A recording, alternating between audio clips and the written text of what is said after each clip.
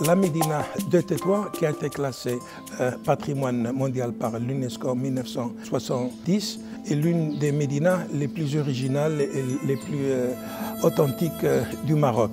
Elle se caractérise surtout par une forte influence andalouse dès sa fondation entre la fin du XVe et le début du XVIe siècle par son fondateur Ali Al-Mandari. On se trouve ici dans un monument qui était construit par la famille Loqash d'origine andalouse.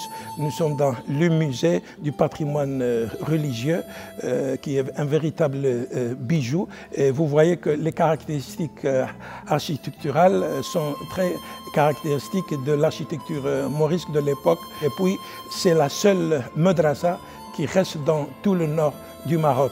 L'un des arguments qui ont été présentés pour son classement, c'est précisément la conservation des éléments andalous durant les derniers 5 siècles. Ce patrimoine est très important et très unique, assez bien conservé, mais il faut le protéger. La Médina de Tétouan a été restaurée dernièrement dans le cadre des projets qui ont été inaugurés par Sa Majesté le Roi lors de sa visite historique de décembre 2011.